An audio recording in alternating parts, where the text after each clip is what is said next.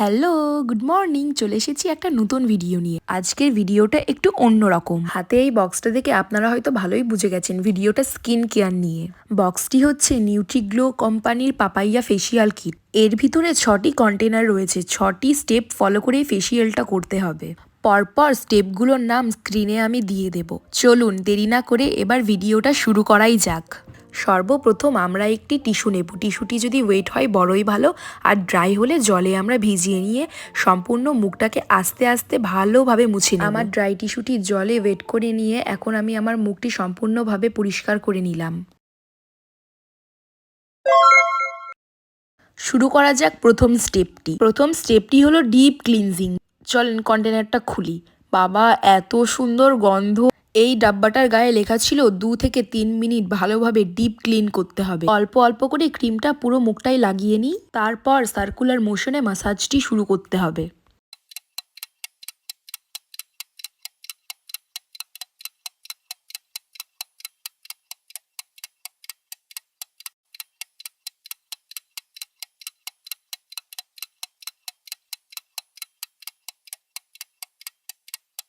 এখানে আমি 5 মিনিট ধরে ম্যাসাজটা করেছি। আপনারা চাইলে এর থেকে বেশি টাইম ধরেও করতে পারেন, সেটি আপনাদের উপর। তারপর ওয়েট টিস্যু দিয়ে মুখটি ভালোভাবে মুছে নিয়েছি। ডিপ ক্লিনজিং ভালোভাবে করলে স্কিনের তলায় যে ময়লাগুলো জমে থাকে সেগুলো বেরিয়ে আসতে সাহায্য হয় এবং স্কিনটি উজ্জ্বলিত হয়।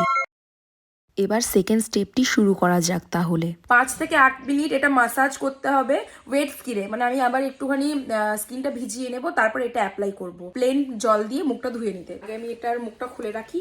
এটা দেখি গন্ধটা কেমন। মারাত্মক গন্ধই রাখেন। তো আমি একটু মুখটা ভিজিয়ে নিলাম। এবারে ক্রিমটি নিয়ে পুরো মুখটায় অ্যাপ্লাই করি। শুনেছি ফেসিয়ালে নাকি বেশিই ক্রিম ইউজ করতে হয়। এই স্ক্রাবিংয়ের পার্টে ছোট ছোট গুটি গুটি দানার মতো কিছু থাকে, যেগুলো মুখের ভিতরে জমে থাকা ময়লাগুলো তুলে আনতে সাহায্য করে। থেকে 8 মিনিট এটাকে করতে হবে। সবসময় এইরকম, নট এইরকম। এখানে আমি বোঝাতে চেয়েছি ম্যাসাজ করলে সবসময় ক্লকওয়াইজ করতে, নট অ্যান্টি ক্লকওয়াইজ, নয়তো গাল ঝুলে যাওয়ার সম্ভাবনা থাকে। আর চেষ্টা করবেন নানা রকমের টেকনিক ইউজ করা। এখানে আমি চিন ম্যাসাজও করেছি। এর ফলে আমাদের ব্লাড সার্কুলেশনও ইমপ্রুভ হয়।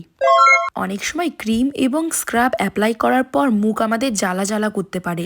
এতে ভয় পাওয়ার কিছু নেই, এটা কিন্তু স্বাভাবিক। মুখটি পুছে নিয়ে নেক্সট স্টেজে যাওয়া যাক তাহলে। এবার এটা হচ্ছে নারিশিং জেল। আহা, এটা পুরো একদম ক্লিয়ার দেখতে। পরিমাণ মতো মাসাজিং জেল অ্যাপ্লাই করে নিয়ে আপনাকে প্রায় 15 মিনিট ধরে মাসাজ করতে হবে, যতক্ষণ না এই জেলটা স্কিনে অ্যাবজর্ব হয়ে যাচ্ছে। মুখের সাথে সাথে আপনি গলাতেও এই মাসাজিং জেলটি অ্যাপ্লাই করে মাসাজ করতে পারেন। মাসাজটি কিন্তু আমাদের সার্কুলার মোশনেই করতে হবে, আর এটা কমপ্লিট হওয়ার পর স্কিনে একটা আলাদাই গ্লো দেখতে পাবেন। মাসাজিং জেলটা দেওয়ার পর মুখে একটা আলাদা রকম গ্লো চলে এসেছে। আমি ফেশিয়াল কিটগুলোর সাথে যে মাসাজারটা অর্ডার করেছিলাম, যেহেতু এটা মাসাজিং জেল, আমি ভাবলাম ওটা একটু মাসাজ করে নিই, তাহলে জিনিসটা আরেকটু ভালো করে বসবে। এই যে মাসাজারটা, যেটা আমার ফেভারিট ইকুইপমেন্ট, সেটা লাগানোই রয়েছে। তো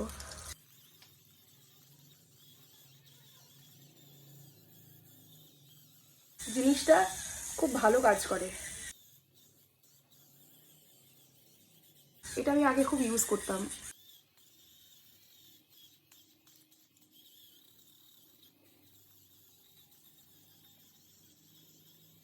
মাসাজারটা যখন গায়ে লাগাই মনে হয় স্কিনটা মানে ওই ভ্যাকিউম ক্লিনারে যেমন ক্লিন করে না, সেরকম মনে হচ্ছে স্কিনটা ভিতরের দিকে টেনে ধরছে। 5 মিনিট কিংবা 10 মিনিট এটা দিয়ে মাসাজ করে বসিয়ে নিতে পারেন আর কি। আর এরকম একটা সাউন্ড হতে থাকে। এটা আপনারা কিনতেও পারেন আলাদাভাবে। আর আমি ফ্লিপকার্টে এটা হচ্ছে যে যখন দুটো ফেসিয়াল অর্ডার করেছিলাম, তার সাথে এটা ফ্রি ছিল। তো এটা আলাদাভাবেও কেনা যায়। বিউটি মাসাজার কিট কিট বললে এটা দিয়ে দেবে। এর সাথে 5টা ইকুইপমেন্ট থাকে। এই দেখেন, এটা ঘুরছে, এটা ব্যাটারি দিয়ে চলে। তো আমার কমপ্লিট। এটা ব্যাটারি, এখানে এই সামনে ব্যাটারি লাগানো থাকে, আর দুটো ব্যাটারি লাগে এখানে। আমি এভরিডে দুটো ব্যাটারি লাগিয়েছি। আর এটা হচ্ছে যে মানে এটা মাসাজার আর কি। এর সাথে আরও রয়েছে এই তো, এটা ব্রাশ মতো, এটা ব্রাশ করতে পারবেন। তো আমার ব্রাশটা কোনো কাজে ইউজ হয়নি এখন অবধি। আর এটা হচ্ছে যে ওই এটা আপনারা পায়ে ইউজ করতে পারেন। পেডিকিওর ম্যানিকিওরের সময় এটা ইউজ করতে পারেন। এটা আপনার পায়ের যে মানে চামড়াগুলো উঠে উঠে আসছে, ওটাকে মসৃণ করে দিতে সাহায্য করবে, স্মুথ করে দিতে সাহায্য করবে। আর এটা হচ্ছে যে ওই ইয়ে টাইপের। এখানে লেখা আছে, প্রত্যেকটা নাম লেখা আছে, আমি আমার মতো করে বানিয়ে বলছি। এটা স্পঞ্জি স্পঞ্জি। তো এটা আপনি যদি কোনো রকম মেকআপ করে থাকেন, মেকআপটাকে এরকম এরকম এরকম বসিয়ে দিতে সাহায্য করে। আর যখনই আপনি জিনিসটাকে ইউজ করবেন ধুয়ে রাখার চেষ্টা করবেন, কারণ নেক্সট ইউজ হয়তো আপনি করছেন না, অন্য কেউ ইউজ করতে পারে। তো যতবার ইউজ করবেন ততবার এটাকে ধুয়ে মুছে তারপরে আবার প্যাক করার চেষ্টা করবেন। এটাই আমার বলার ছিল। নেক্সট স্টেপে যাই। নেক্সট আর দুটো না, এখনো 3টে স্টেপ বাকি রয়েছে। এবার ফোর্থ স্টেপ হচ্ছে হোয়াইটনিং ক্রিম আপনাকে গ্লো দেবে, আর 12 থেকে 15 মিনিট কন্টিনিউয়াস মাসাজ করতে হবে, যেটা আপনার অ্যাবজর্ব হয়ে যাবে। জল দিয়ে মুখটা ধুতে পারেন। তো চলেন এবার এটা শুরু করা যাক। এটার গন্ধটাও বেশ সুন্দর। এটা দেখি কেমন হয়। ওয়াও, এখানে লেগে গেছে। যাই হোক, এমনি তো লাগবেই স্কিনে। এই যে এটাও মাসাজিং জেলের মতো অ্যাপ্লাই করে 15 থেকে 20 মিনিট মুখটাকে মাসাজ করতে হবে। ওটা আগে আমি অ্যাপ্লাই করে নিই মুখে, একটা জায়গাও বাদ দেবো না। আর এটা দেওয়ার পর একটু মুখটা জ্বালা জ্বালা শুরু হয়েছে। তো চলেন হাতটা একটু ধুয়ে নিন। ভালো করে মাসাজ করতে হবে এবার।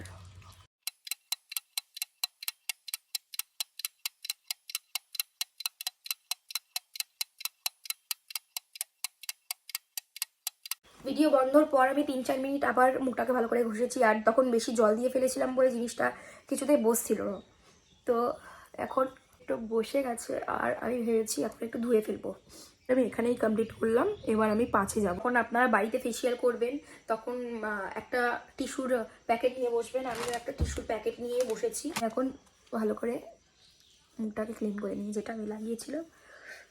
কারণ এর উপরে নেক্সটটা হয়তো একটা মাস্ক অ্যাপ্লাই হবে, যেটুকু আমি জানি আর কি। Fifth step, farming mask apply. টা লাগানোর পর মাসাজের কোনো কথা বলেনি। এটা অ্যাপ্লাই করার পর শুকিয়ে সেমি ড্রাই যখন হবে তখন ওটাকে ধুয়ে নিতে, তারপর একটা সিরাম আছে, সিরামটা লাস্ট স্টেজ, ওটা অ্যাপ্লাই করতে হতো। এই মাস্কটা অ্যাপ্লাই করার পর মিনিমাম 30 মিনিট রাখতে হবে, যতক্ষণ না এটা সেমি ড্রাই হচ্ছে।